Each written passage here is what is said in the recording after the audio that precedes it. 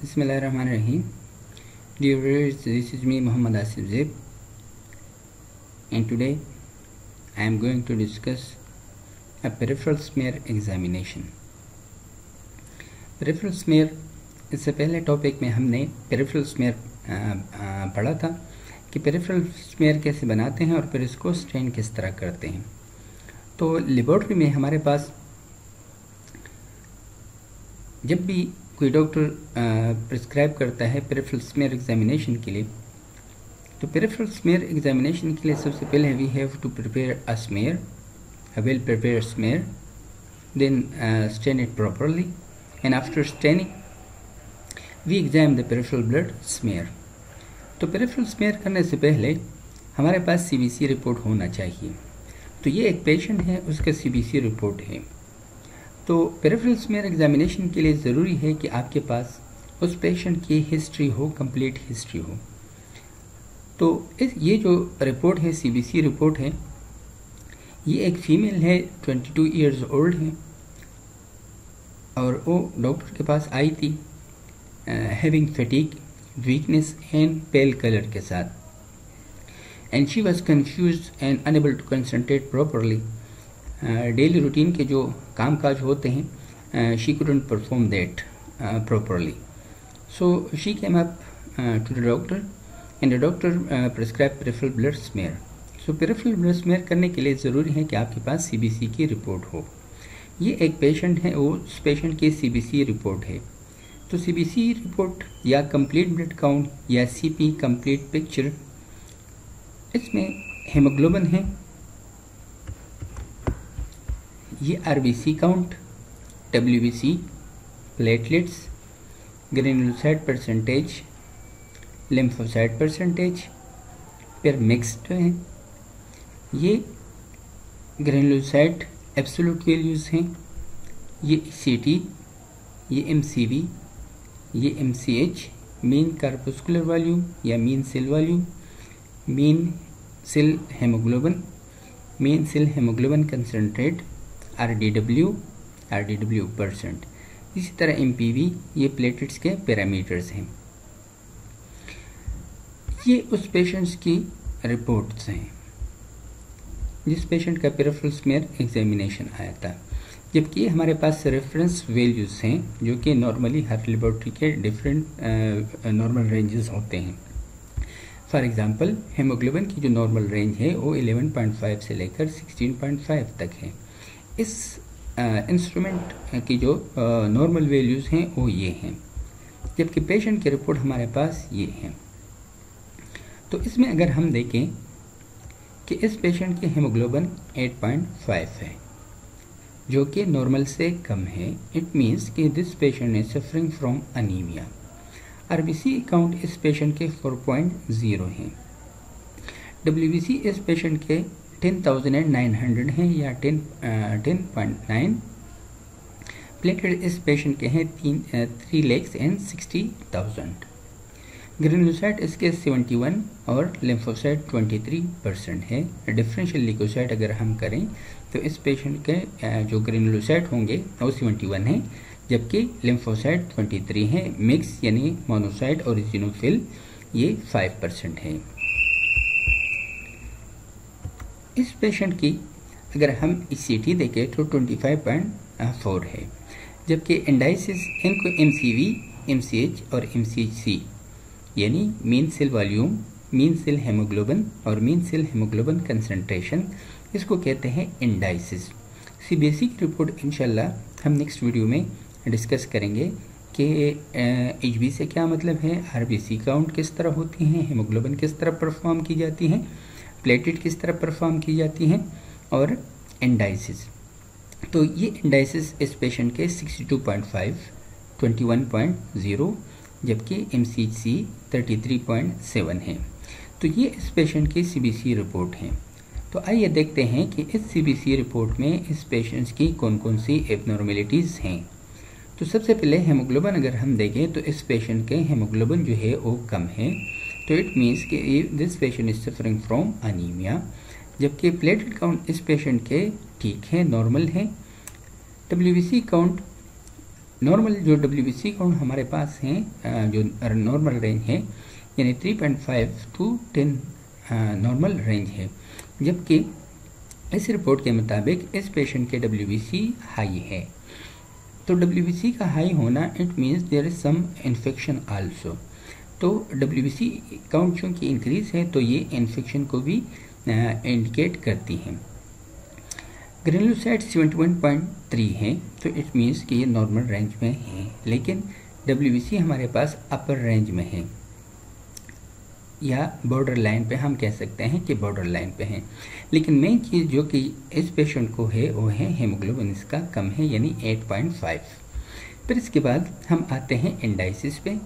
Indices में जो NCV है वो 62.5 है, जबकि नॉर्मल 75 to 100 है। तो चूंकि 75 से कम है इसलिए इस पेशेंट को हम कहेंगे कि ये पेशेंट माइक्रोसिटिक सेल्स इसमें हो सकते हैं, यानी अनीमिया जो है वो माइक्रोसिटिक है। चूंकि MCH 21 है जबकि नॉर्मल 25 to 35 है, चूंकि ये भी नॉर्मल से कम है और MCHC नॉर्मल है, तो इसलिए हम इसको जब अनीमिया को हम क्लासिफिकेशन करते हैं तो अनीमिया की हम 3 तरीक़ों से क्लासीफाई करते हैं। नंबर 1 नार्मोसिटिक नार्मोक्रोमिक अनीमिया, यानी वो अनीमिया जिसमें MCV इस रेंज में हो यानी 75 to 100 के दरमियान हो, तो हम कहते हैं कि ये अनीमिया नार्मोसिटिक है। अगर HB कम है तो नार्मोसिटिक अनीमिया। MCH इंडिकेट करती है कलर के लिए, और कलर को ग्रीक वर्ड में कहते हैं क्रोम। तो चूँकि इस पेशेंट्स की जो नार्मोसिटिक नार्मोक्रोमिक अनीमिया होते हैं उसमें MCH और MCC ये नॉर्मल रेंज में होते हैं यानी 25 to 35 या 31 to 38 इनके दरमियान अगर हो तो हम कहेंगे कि ये नार्मोसिटिक नार्मोक्रोमिक अनीमिया है। अब चूँकि अगर इस पेशेंट को हम देखें जिसकी HB 8.5 है तो इट मीन्स कि ये पेशेंट एनीमिक है। चूँकि इंडाइसिस कम है, MCV कम है, तो हम कहेंगे कि ये माइक्रोसिटिक अनीमिया है। चूँकि MCH भी कम है इस पेशेंट का, तो इसलिए हाइपोक्रोमिक पिक्चर भी दे रही है, तो इसलिए इस पेशेंट को हम कहेंगे माइक्रोसिटिक हाइपोक्रोमिक अनीमिया। तो इस पेशेंट को अगर सिर्फ हम ग्राफ से देखें तो ये माइक्रोसिटिक हाइपोक्रोमिक अनीमिया है, लेकिन सिर्फ ग्राफ ज़रूरी नहीं है बल्कि देखना पड़ेगा कि इसके पेरिफेरल स्मीयर में क्या फाइंडिंग्स हैं, क्योंकि सिर्फ ग्राफ से हमें इस पेशेंट्स का माइक्रोसिटिक हाइपोक्रोमिक का अंदाज़ा नहीं होता unless and until we observe morphology of the red blood cells. तो morphology of the red blood cells लाजमन देखना चाहिए ताकि उसके बेस पे हम फिर फर्दर डायग्नोसिस कर सकें। तो ये हमने इसकी वीडियो बनाई थी। तो अगर हम देखें ये पेरिफेरल्स में हम 100 जो लेंस हैं उस पर देख रहे हैं, ये वीडियो मैंने बनाई थी। तो अब मॉर्फोलॉजी देखने के लिए ज़रूरी है कि हम इन सेल्स को या कहेंगे कि ये माइक्रोसिटिक है, नार्मोसिटिक है या मैक्रोसिटिक है। तो इन RBCs को हम कैसे कंपेयर करेंगे किसी ऐसी चीज़ के साथ ताकि उसके बेस पे हम ये कहें कि ये सेल्स माइक्रोसिटिक है या नार्मोसिटिक है या मैक्रोसिटिक है। तो जब भी पेरिफेरल स्मीयर की एग्जामिनेशन हम करते हैं तो उसके लिए ज़रूरी है कि हम रेड ब्लड सेल्स की मॉर्फोलॉजी को देखें, और रेड ब्लड सेल की मॉर्फोलॉजी को देखने के लिए ज़रूरी है कि आपके पास कोई ना कोई पैमाना हो, कोई ना कोई कंट्रोल हो जिसके बेस पे आप कहें कि ये सेल्स माइक्रोसिटिक है, नार्मोसिटिक है या मैक्रोसिटिक है। तो आपको देखना पड़ेगा ये एक है small mature lymphocyte. Small mature lymphocyte का जो साइज़ है और उसके जो न्यूक्लियस का साइज़ है वो तकरीबन एक RBC के साइज़ के बराबर होता है। एक RBC का जो साइज़ है वो 7.5 माइक्रोमीटर होता है, जबकि एक स्मॉल मैच्योर लिम्फोसाइट के जो न्यूक्लियस का साइज़ है या स्मॉल मैच्योर लिम्फोसाइट का जो साइज़ है वो तकरीबन 8.2 माइक्रोमीटर है। तो हम कह सकते हैं कि ये स्मॉल मैच्योर लिम्फोसाइट के जो साइज़ है वो RBC के साइज़ के तकरीबन बराबर है, लेकिन थोड़ा सा ये साइज़ में बड़ा होता है। तो इसलिए RBC को हम कंपेयर करते हैं इस स्मॉल मैच्योर लिम्फोसाइट के साथ। तो अगर हम अब इस स्लाइड में देखें कि आया ये जो आरबीसीज हैं, ये सारे आरबीसीज, क्या ये आरबीसीज इस स्मॉल मैच्योर लिम्फोसाइट के साइज़ के बराबर हैं या इससे कम हैं या इससे ज़्यादा। हमने सीबीसी की रिपोर्ट देखी और उसमें हमने ये देखा कि इन सेल्स की एमसीवी यानी मीन कार्पोस्कुलर वॉल्यूम जो है वो कम है। अब हम देखते हैं कि आया वाकई में जो आरबीसी है उसका साइज़ कम है कि नहीं है।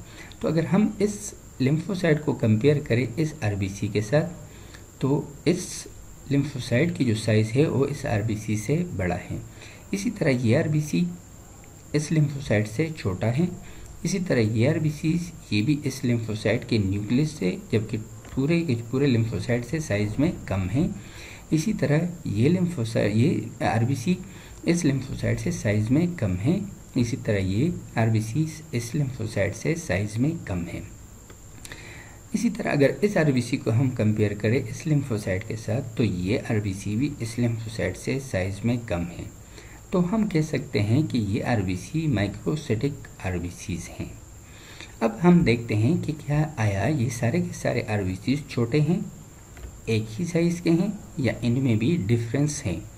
तो अगर हम इस आरबीसी को कंपेयर करें इस आरबीसी के साथ, तो ये आरबीसी इस आरबीसी से साइज़ में छोटा है, यानी ये आरबीसी इस आरबीसी से भी साइज़ में छोटा है।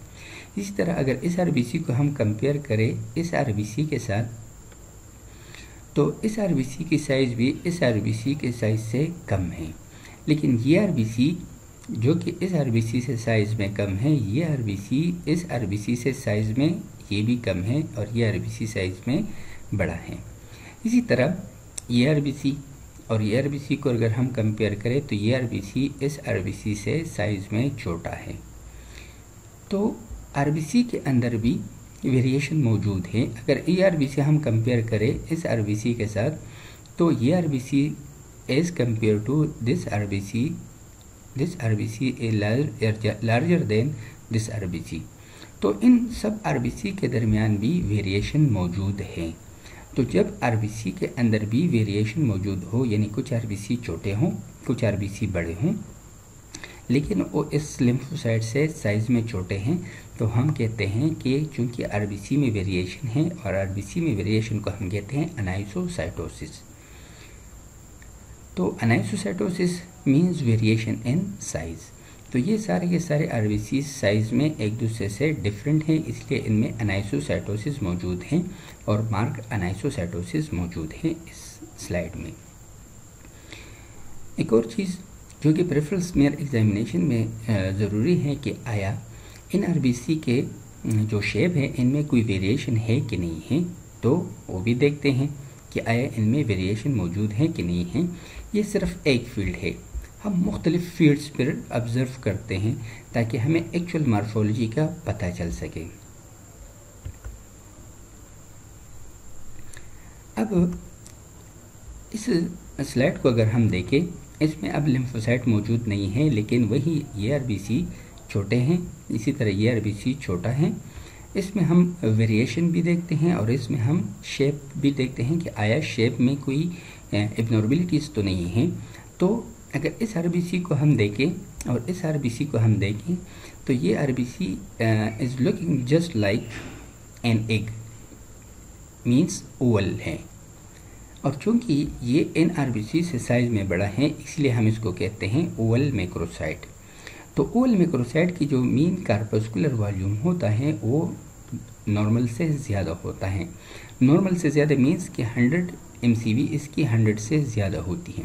तो अब अगर हम इस स्लाइड में देखें, तो इस स्लाइड में हमें छोटे और बड़े साइज़ के सेल्स नज़र आएंगे। जैसे ये सेल ओवल है, ओवल मैक्रोसाइट इसको हम कहते हैं। इस सेल को हम कहते हैं राउंड मैक्रोसाइट, क्योंकि ये इन माइक्रोसाइट से साइज़ में बड़ा है। अगर हम उस लिम्फोसाइट को जहन में रखें और इस आरबीसी के साथ इसको कंपेयर करें, तो ये आरबीसी उस लिम्फोसाइट से साइज़ में बड़ा है, तो इसलिए हम इसको कहते हैं मैक्रोसाइट। और चूंकि ये ओवल है, इसलिए हम इसको कहते हैं ओवल मैक्रोसाइट। ये आरबीसी चूंकि राउंड है, इसलिए हम इसको कहते हैं राउंड मैक्रोसाइट। इसी तरह ये आरबीसी भी राउंड है, इसलिए हम इसको कहते हैं राउंड मैक्रोसाइट। इसी तरह ये आरबीसी चूँकि साइज़ में बड़ा है और ओवल भी है, इसलिए हम इसको कहते हैं ओवल मैक्रोसाइट। इसी तरह ये आरबीसी, ये भी साइज़ में बड़ा है, इसलिए हम इसको कहते हैं ओवल मैक्रोसाइट। इस आरबीसी को अगर हम देखें तो ये भी साइज़ में बड़ा है और इसको भी हम कहते हैं ओवल मैक्रोसाइट। तो एक जो हमारे पास जो शेप हमें एक और नज़र आया कि एक तो हमारे पास नज़र आया माइक्रोसाइट, दूसरा हमें नज़र आया ओवल मैक्रोसाइट। तो अगर हम सीबीसी को कंपेयर करें तो सीबीसी हमें टोटली ये कहती है कि this patient is suffering from microcytic anaemia. लेकिन जब हम मॉर्फोलॉजी को देखते हैं तो मॉर्फोलॉजी में हमारे पास माइक्रोसाइट्स भी हैं और हमारे पास ओवल मैक्रोसाइट्स भी मौजूद हैं। एक और चीज़ जो कि बहुत ज़रूरी है कि अगर हम इस आरबीसी को देखें तो ये आरबीसी, इसका जो सेंट्रल पेलर एरिया है वो कम है, जबकि इस आरबीसी का सेंट्रल पेलर एरिया ज़्यादा है। तो चूँकि सेंट्रल पेलर एरिया ज़्यादा है तो इट मीन्स कि इसका जो कलर है वो कम है। जब कलर कम हो तो हम उसको कहते हैं हाइपोक्रोमिया। तो इस स्लाइड में हमें दो चीज़ें नज़र आती हैं, नंबर 1 माइक्रोसाइटोसिस विद हाइपोक्रोमिया और नंबर 2 मैक्रोसाइटोसिस हमें नज़र आती हैं। तो चूंकि हमारे पास दो किस्म के सेल्स नज़र आए, नंबर 1 माइक्रोसाइट, नंबर 2 मैक्रोसाइट, तो इसलिए हम इस पिक्चर को कहेंगे dimorphic blood picture. Dimorphic blood picture वो पिक्चर होती है जिसमें एक population of red blood sales microsite होती हैं, जबकि दूसरा पॉपुलेशन ऑफ सेल्स या तो मैक्रोसाइट होती है या नॉर्मोसाइट्स होती हैं। तो इस पिक्चर को हम कहते हैं डायमॉर्फिक ब्लड पिक्चर। ये जो छोटे छोटे नज़र आ रहे हैं, दीज आर बेसिकली प्लेटलेट्स। अब आगे फॉरवर्ड करते हैं, मूव करते हैं कि आया दूसरा जो हमारे पास फील्ड है उसमें हमें कौन से एबनॉर्मल सेल्स नज़र आते हैं। अगर इस आरबीसी को हम देखें तो ये साइज़ में बहुत ही छोटा है। अगर मेजॉरिटी में हम इन सेल्स को देखें तो मेजॉरिटी में यहाँ पर जो हमारे पास सेल मौजूद हैं वो माइक्रोसाइट हैं, लेकिन मैक्रोसाइट पॉपुलेशन भी नज़र आ रही है। चूँकि मेजॉरिटी में सेल्स माइक्रोसाइट हैं इसलिए इन सेल्स की एमसीवी जो है वो कम है। ये अब एक दूसरा फील्ड, अगर इस फील्ड को हम देखें, इसमें यही Oval macrocyte, round macrocyte, microsite, इसी तरह microsite, hypochromic microsite, hypochromia microsite. लेकिन ये सेल और इस सेल, इन दोनों सेल्स में फ़र्क है। ये सेल साइज़ में बड़ा है और ओवल भी है, इसलिए हम इसको कहते हैं ओवल मैक्रोसाइट। ये सेल साइज़ में नॉर्मल है लेकिन पेंसिल लाइक सेल है। चूँकि इसका जो ये डायमीटर है ये ज़्यादा है और ये डायमीटर कम है। अगर इसको हम देखें तो इसका ये डायमीटर भी ज़्यादा है और ये डायमीटर भी ज़्यादा है। चूँकि ये सेल पेंसिल की तरह है इसलिए हम इसको कहते हैं पेंसिल सेल या हम इसको कहते हैं एलिप्टोसाइट। तो इसमें हमें ये एलिप्टोसाइट भी नज़र आया, ये एलिप्टोसाइट भी नज़र आया। तो चूँकि हमें वेरिएशन इन शेप भी नज़र आ रहे हैं, यानी माइक्रोसाइट भी हैं, ओवल मैक्रोसाइट भी हैं, राउंड मैक्रोसाइट भी हैं, एलिप्टिकल सेल्स भी मौजूद हैं, इसलिए हम इस फिनोमेना को कहते हैं पोकिलोसाइटोसिस। यानी इस स्लाइड में हमें अनाइसोसाइटोसिस, पोकिलोसाइटोसिस ये नज़र आ रहे हैं। और इसमें हमारे पास कौन से पोकिलोसाइट नज़र आ रहे हैं? नंबर 1 एलिप्टोसाइट, माइक्रोसाइट, ओवल मैक्रोसाइट, ये सेल हमें नज़र आ रहे हैं इस स्लाइड में। ये जो सेल हैं ये सेल इस सेल से भी डिफरेंट है। कैसे डिफरेंट है? अगर इस सेल को हम देखें तो इसके जो दोनों एंड है वो पॉइंटेड हैं, यानी राउंडेड भी हैं और पॉइंटेड भी हैं। लेकिन अगर इस सेल को हम देखें तो इसका एक जो एंड है ये राउंड है जबकि दूसरा पॉइंटेड है। चूँकि ये जो सेल है ये वाला स्पेसिफिकली ये सेल, चूँकि इसका शेप जो है वो टीयर की तरह है इसलिए हम इसको कहते हैं टीयर ड्रॉप सेल। तो इसीलिए इस फील्ड में हमें टीयर ड्रॉप सेल भी नज़र आ रहा है जैसे ये सेल है। एक इसमें ये सेल हमें नज़र आ रहे हैं जो कि आधा कटा हुआ सेल है, यानी ये आरबीसी रैप्चर हुआ है सेंटर से, इसलिए हम इसको कहते हैं फ्रेगमेंटेड आरबीसी, यानी ये एक आरबीसी का एक फ्रेगमेंट है जो कि टूटा हुआ है, इसलिए हम इसको कहते हैं फ्रेगमेंटेड आरबीसी। इस स्लाइड में हमें एक और चीज़ नज़र आ रही है, जैसे ये सेल हैं, ये सेल ऐसे हैं जैसे इसके स्पाइक्स निकले हुए हैं, इसको हम कहते हैं क्रीनेटेड आरबीसी।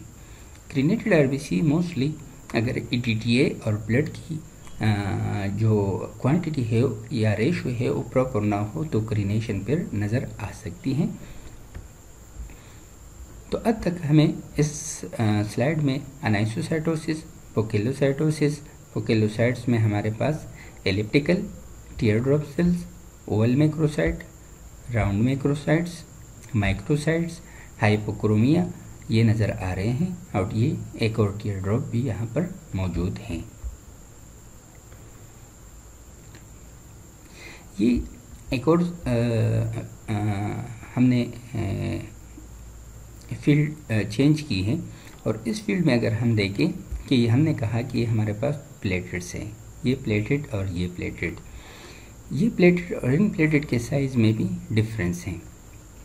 ये प्लेटेट अगर हम इस प्लेटेट को कंपेयर करें इस आरबीसी के साथ तो या इस आरबीसी के साथ, तो इस आरबीसी और इस प्लेटेट की जो साइज़ है वो तकरीबन सेम है, इसलिए इस प्लेटेट को हम कहते हैं joint platelet. Joint platelet means बड़ा प्लेटलेट। तो जॉइंट प्लेटलेट कौन कौन से कंडीशंस में नज़र आते हैं? Joint platelet mostly megaloblastic anaemia में नज़र आते हैं। इसी तरह एक प्लेटलेट का डिसऑर्डर है ग्रे प्लेटलेट सिंड्रोम, उसमें भी नज़र आते हैं। अब हम देखते हैं कि हमारे पास जो स्लाइड्स हैं, ये जो मॉर्फोलॉजी है जिसमें microcytosis, hypochromia, Oval macrocyte, round macrocyte, ये कौन कौन से कंडीशंस में हमें नज़र आते हैं। तो माइक्रोसाइटिक हाइपोक्रोमिया मेनली 4 टाइप्स हैं। Number 1 iron deficiency anaemia, number 2 thalassaemia minor, number 3 cytoplastic anaemia, number 4 anaemia of chronic disorder, and number 5 lead poisoning. ये 5 कंडीशंस हैं जिसमें माइक्रोसाइटिक हाइपोक्रोमिक ब्लड पिक्चर होती हैं। जो ओवल मैक्रोसाइट जिस कंडीशंस में नज़र आते हैं वो है मेगलोब्लास्टिक एनीमिया। मेगलोब्लास्टिक एनीमिया में एक और पिक्चर है कि उसमें जॉइंट प्लेटलेट भी नज़र आते हैं और इसमें हाइपर सेगमेंटेड न्यूट्रोफिल्स भी मौजूद होते हैं। तो अगर हम इस स्लाइड में देखें और इस पेशेंट्स की जो रिपोर्ट है उसको हम देखें, इस पेशेंट की रिपोर्ट हमें ये बताती है कि एनीमिया है और एनीमिया माइक्रोसाइटिक हाइपोक्रोमिक एनीमिया है। लेकिन अब इस पेशेंट्स की डायग्नोसिस के लिए ज़रूरी है कि हमारे पास क्लिनिकल हिस्ट्री भी हो। तो क्लिनिकल हिस्ट्री में इस पेशेंट की डाइट हिस्ट्री बहुत ज़रूरी है और फिर इसके साथ साथ उसकी फैमिली हिस्ट्री बहुत ज़रूरी है। डाइट हिस्ट्री इसलिए कि अगर पेशेंट प्रॉपरली वो डाइट नहीं ले रहा है, इम्बैलेंस डाइट है, तो उसमें आयरन डिफिशिएंसी एनीमिया और मेगलोब्लास्टिक एनीमिया डेवलप्ड हो सकता है। तो इस पेशेंट्स को डायग्नोसिस को कंफर्म करने के लिए फिर फर्दर टेस्ट किए जाते हैं। तो क्लिनिकली इस पेशेंट की जो हिस्ट्री थी, क्लिनिकल हिस्ट्री, वो ये थी कि ये पेशेंट प्रॉपरली डाइट नहीं ले रहा था। इस पेशेंट की फैमिली हिस्ट्री कुछ यूँ है कि इनमें थैलेसीमिया के केसेस मौजूद नहीं है, लेकिन फिर भी जब हम प्रॉपर डायग्नोसिस करेंगे तो प्रॉपर डायग्नोसिस के लिए ज़रूरी है कि आप इनको फर्दर टेस्ट सजेस्ट करें। तो कौन कौन से टेस्ट हम इस पेशेंट को सजेस्ट करते हैं? हम ये कहते हैं कि ये पेशेंट्स डायमॉर्फिक ब्लड पिक्चर हैं, इसमें ओवल मैक्रोसाइट भी हैं और इसमें माइक्रोसाइटिक हाइपोक्रोमिक ब्लड पिक्चर हैं, इसमें टीयर ड्रॉप्स मौजूद हैं, फ्रेगमेंटेड आरबीसी मौजूद हैं और एलिप्टिकल सेल्स मौजूद हैं। तो ये सारे के सारे सजेस्ट करती हैं कि इस पेशेंट को 2 किस्म का अनीमिया है। Number 1 iron deficiency anaemia, number 2 megaloblastic anaemia, और मे बी कि इस पेशेंट को थैलेसीमिया वगैरह भी हो, लेकिन फैमिली हिस्ट्री में थैलेसीमिया मौजूद नहीं है। लेकिन फिर भी कंफर्म करने के लिए इसको फर्दर टेस्ट हम इसको डॉक्टर को सजेस्ट करेंगे कि आप इसके लिए परफॉर्म करें serum ferritin, serum vitamin B12, red cell folate और HB इलेक्ट्रोफोरेसिस। तो HB इलेक्ट्रोफोरेसिस सजेस्ट करने से थैलेसीमिया माइनर जो है वो रूल आउट हो जाएगी। जबकि सीरम फेरेटिन अगर इस पेशेंट का कम आया तो इट मीन्स कि इस पेशेंट को आयरन डिफिशिएंसी एनीमिया भी है। अगर इस पेशेंट का विटामिन B12 या फोलिक एसिड भी कम आया तो इट मीन्स कि इस पेशेंट को मेगलोब्लास्टिक एनीमिया भी है। तो ये जो पेशेंट है ये न्यूट्रिशनल डिफिशिएंसी एनीमिया का पेशेंट है। न्यूट्रिशनल डिफिशिएंसी एनीमिया का पेशेंट मीन्स कि इस पेशेंट को iron deficiency plus folic acid या विटामिन B12 डिफिशिएंसी भी है। तो ये एक केस था, बहुत ही इंटरेस्टिंग केस है। याद रखें एक चीज़ कि जो केसेस होते हैं वो पेशेंट टू पेशेंट वेरी करते हैं और डिपेंड करता है कि स्लाइड में आपके पास कौन से सेल्स मौजूद आ सकते हैं, कौन से सेल्स हो सकते हैं। अगर ये टिपिकल पिक्चर है एक पेशेंट का तो फिर ये पेशेंट न्यूट्रिशनल डिफिशिएंसी एनीमिया का पेशेंट हो सकता है। याद रखें कि मेगलोब्लास्टिक एनीमिया जो टिपिकल मेगलोब्लास्टिक एनीमिया है वो पेनसाइटोपेनिया होता है। यानी पेनसाइटोपेनिया का मतलब ये है कि उसमें TLC, HB और प्लेटलेट काउंट ये कम होते हैं, टिपिकल मेगलोब्लास्टिक एनीमिया। लेकिन जब उसके साथ आयरन डिफिशिएंसी एनीमिया होता है तो फिर इनिशियली जब शुरुआत होती है किसी भी एनीमिया की तो इनिशियली उसमें जो काउंट होते हैं वो इतने सडनली ड्रॉप नहीं होते, लेकिन आहिस्ता आहिस्ता जो ही एनीमिया सीवियर होता जाता है फिर उसमें काउंट ड्रॉप होते हैं। चूँकि इस पेशेंट की जो HB है वो है 8, इसलिए हम इसको कहते हैं moderate nutritional deficiency anaemia. Moderate इसलिए क्योंकि एनीमिया को on the basis of clinical history हम 3 तरीक़ों से क्लासिफाई करते हैं। Number 1 mild anaemia, number 2 moderate anaemia, number 3 severe anaemia. अगर एक पेशेंट उसकी HB 6 से कम हो तो हम उसको कहते हैं सीवियर एनीमिया। अगर HB 6 और 9 के दरमियान हो तो हम कहते हैं मॉडरेट एनीमिया। अगर HB 9 और 12 के दरमियान हो तो हम इसको कहते हैं माइल्ड एनीमिया। चूँकि यहाँ पर एनीमिया 9 से कम है तो इसलिए हम इसको कहते हैं मॉडरेट न्यूट्रिशनल डिफिशिएंसी एनीमिया। और फिर फर्दर टेस्ट हम सजेस्ट करते हैं बीइंग ए टेक्नोलॉजिस्ट। फिर डॉक्टर का काम है कि वो उसको फर्दर जो टेस्ट है वो करवाएं ताकि पेशेंट की प्रॉपर डायग्नोसिस हो जाए। डायग्नोसिस करने के बाद उस पेशेंट की जो ट्रीटमेंट है वो प्रॉपरली हो जाएगी। Thank you so much. अगर वीडियो पसंद आए तो लाइक करना लाजमन ना भूलें। Thank you so much. अल्लाह हाफिज़।